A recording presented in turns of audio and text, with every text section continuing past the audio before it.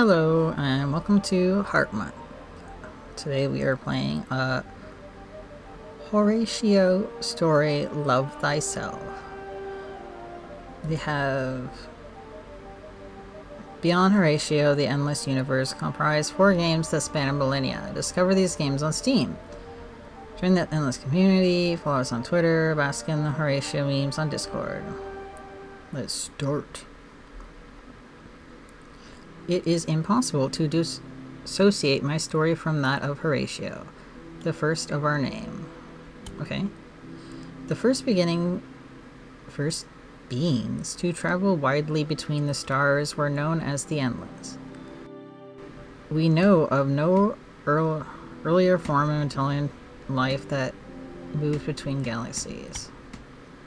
Why are we in capitals? We're screaming. The history is glorious, but above all tragic.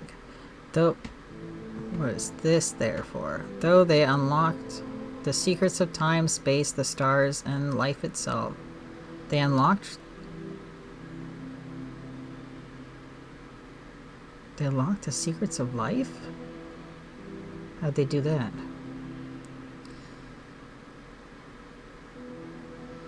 They were unable to master their own internal conflicts. How were they able to unlock the secrets of time, space, the stars, and life, and then fall to their own conflicts? What remains is now the Endless are strange, disjointed traces in the forms of seeds of observatories, of experiments, of cities and worlds, and perhaps, though not all of this is clear or verifiable, in the forms of other people. New picture. Little astronaut man. Big tall statue guy. I thought this was a cat for a second. Many starfaring civilizations have since risen to the fore. Some have fallen as well. Events in recent history had led to an explosion in the number of players on the galactic scene. One of these, undoubtedly, is a major one. It is Horatio. Ooh, purple. Once upon a time, Horatio was just a man. A simple trillionaire? Oh yeah, just a simple guy with all the money. One night, a vision came to him, in the shape of a dream. It was the vision of an empire, an eternal life. He left everything behind, venturing through the stars. Oh. So is Elon Musk trying to get up into space? Over the ages, he discovered many of the mysteries left by the Endless. And knowledge and power grew. Okay, the leftover discoveries of the Endless kind of remind me of Mass Effect with the Protheans.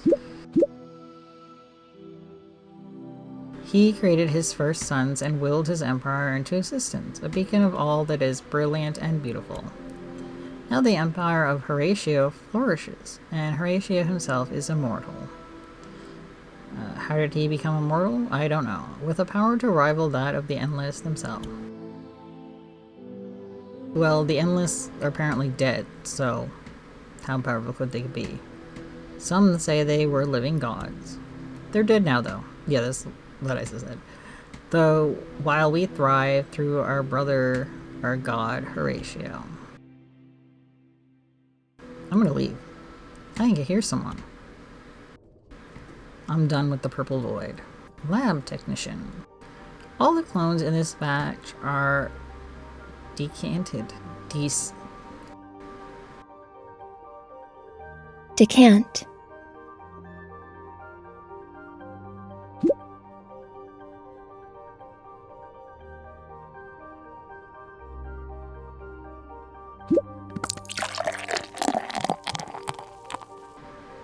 Decanted today?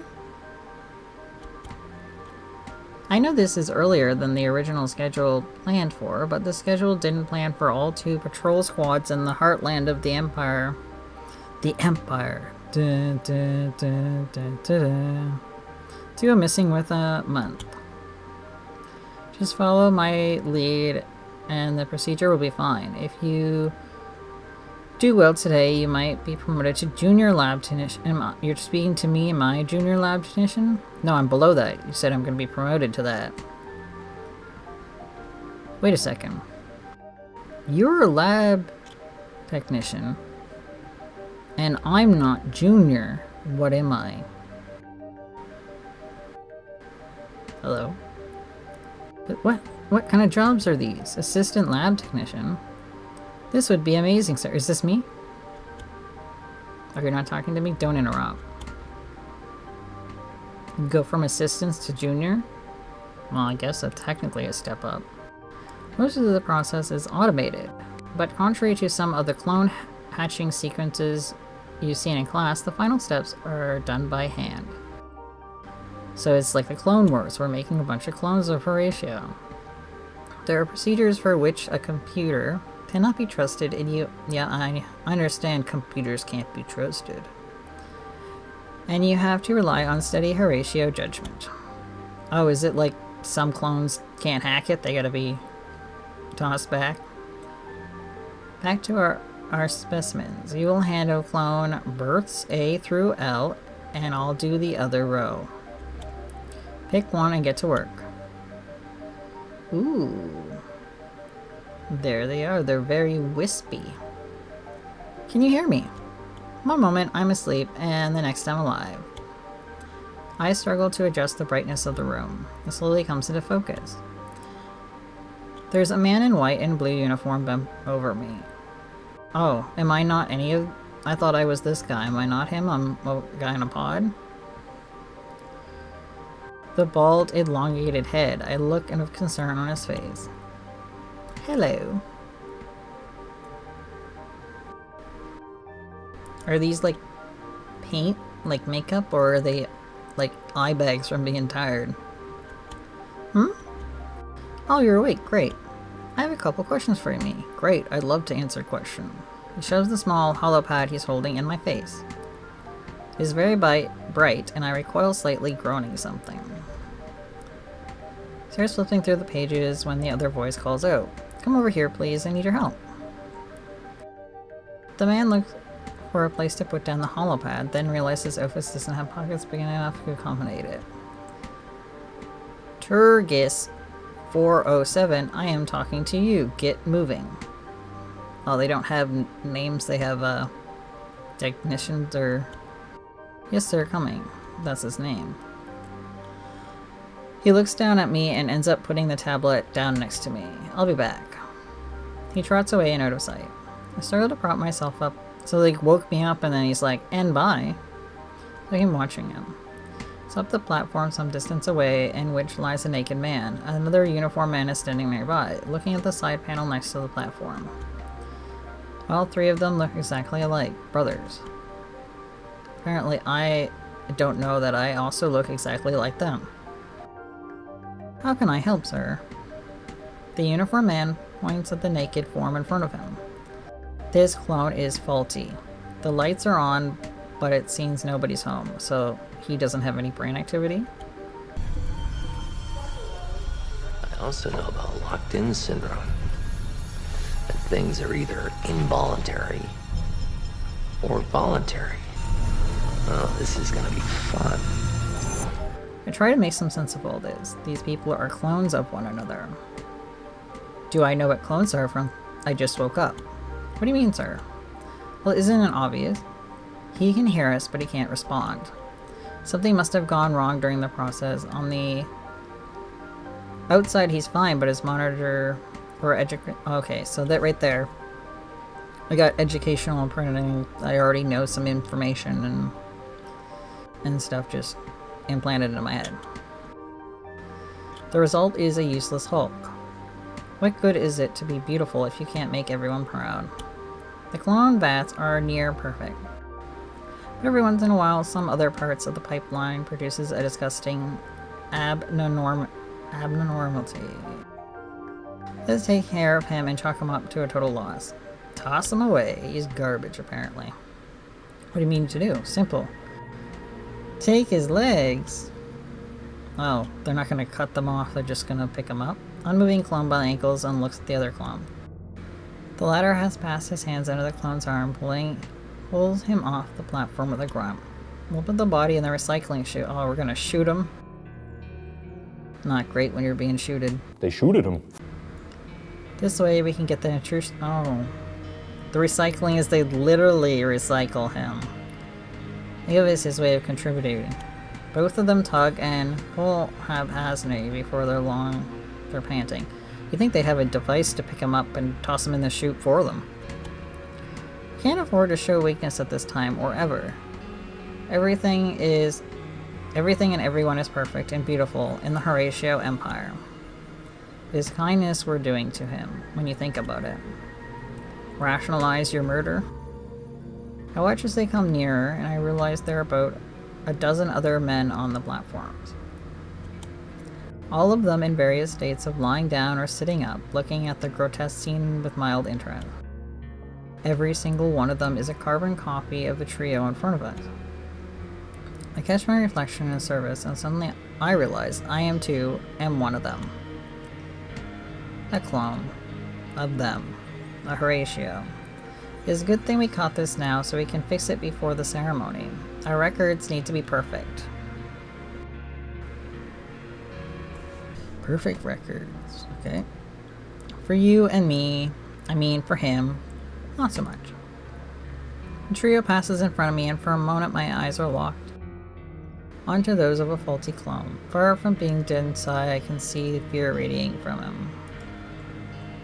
He knows he's going to be killed off because he's imperfect. I sit up and try to figure out what these tests are about, but I don't want to follow this guy into the recycling chute. Every time I think about what a memory test entails, I come up with a blank. I think that's the issue right there. My body's functional. I can understand what people are saying, and I think there's nothing of the memory implants they mentioned. I'm a blank slate. Problem up while I open the chute. So now do I have, like, self-prevalence? Like, I don't want to be shooted. Nobody wants that. I gotta do something about this. Turn around to look at the clone next to me, who's gazing about with an air of studied detachment. Our eyes locked, and his expression shifts to a scowl. I haven't done anything to deserve it, although I've been visiting on my platform. What are you looking at, substrate? A rummage for a good comeback. All of these guys seem to hold perfection in the very high regard. I know it, will shut them right up.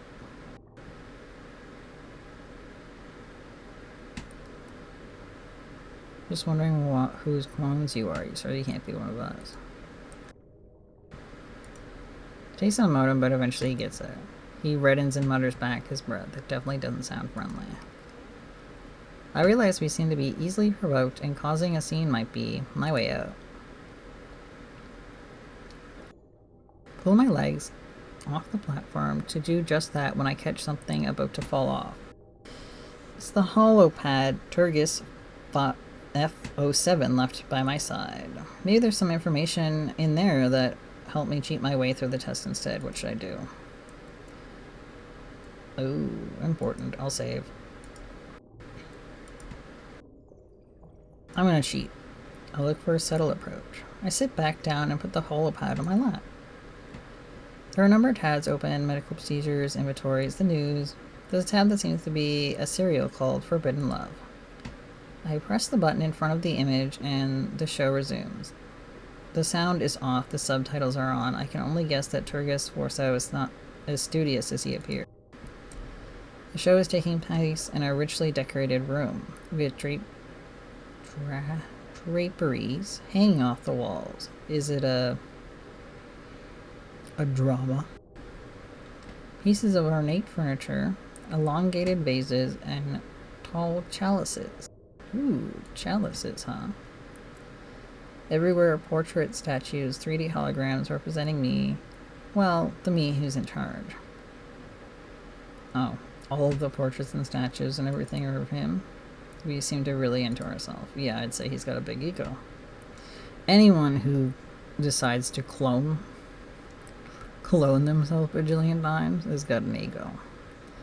And right on cue, there's another me on screen. All the actors are going to be him. Oh, that is weird. Especially if it's like a rom-com or romance. Like, you're the same guy. Another me on screen is arguing something with someone we can't see. Two Horatios come into view, one dressed as a soldier, the other one in civilian clothes. I seem to have some information because I soldier. Demanding a rebellion on a distant colony to be met with force, while the civilian is offering a more measured approach, presenting it as magnanimous. The argument goes back and forth for a bit, and with the main me, whom they call Prime, eventually making the call. He'll be magnanimous and offer the rebel a chance if they redeem themselves. The shoulder stomps off while the other guy sticks around and shuffles closer to him. They share a quick embrace before he slinks off. I fast forward a bit. The soldier comes back in the next scene. In some sort of parlor, Prime and him exchange some oblique remarks, and it becomes clear that in the shadows things are going to be pretty bad for the rebels anyway. So that's the way things are done around here. Okay. And the shoulder tears off his uniform, revealing a perfectly smooth chest. The two exchange a smoldering look, their lips meet with passion, and they fall to the ground. Okay, he's sleeping with both of them. Oh. I hear footsteps approaching, and I swiftly put the tablet back down. Turgis F07 is coming my way. I rest my hands on the platform and do my best to look detached. I'm ready to play the part. Right.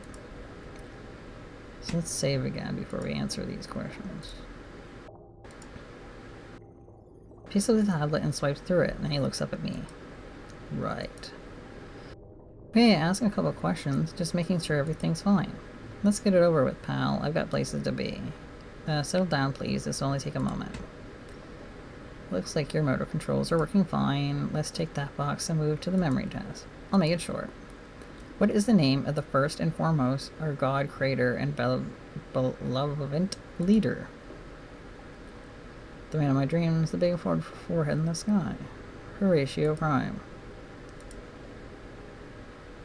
Turgis F07 looks at me and nods in approval. Hey, you're officially fully functional Horatio. Sit tight and wait until we're done processing everyone out. I just to answer one question. With that, he moves on, taking his holopad with him. Well, that was easy. I lay back on the platform and relax. Sometime later, the assistant comes back. Thank you for waiting. I'm going to ask you to please head to wardrobe in the next room over, where you'll find your station uniform. Anyone will do. They're all the same size, obviously. After that, you'll be directed towards the indoctrination. That doesn't sound good. This will be followed by dinner, orientation, indoctrination, and then orientation. You'll be shown to your quarters. Sweet. Now, this way, the door to the next room opens, and we step inside. Ooh. Hexagons. There's a few tables at the far end of the room. The uniforms are neatly stacked and folded next to another one. We look at another one uneasy until someone steps forwards and grabs the uniform, looks at it warily and puts it on. Is it exactly the same uniform? Oh, it's green. We follow suit. It's some sort of green jumpsuit with 2 deep pockets. Sweet. Love pockets. Closed with a zipper in the front. A uniform is pretty snug fit and the fabric seems dirty, yet comfortable. So it is similar to the jumpsuit he's wearing, but green. The colors might be an indication of what level they are. I notice there's a pair of light boots under the table, so I take a pair. They're a bit tight. I put my hands in my pockets and look around me, waiting for what's next. The wait doesn't last. Over a minute, another door opens. The assistant from before is holding a holopod and peers inside. Okay, there's somebody else to show you to the way to the indoctrination. We're a bit short-staffed at the moment, apparently. There's a grumble from my neighbors at the lack of decorum. I've lit up the path on the holo screens that will guide you there. Just process down the hallway to concourse and follow instructions. Sorry about that. So thanks everybody for watching, and I'll see you in the next one. Bye.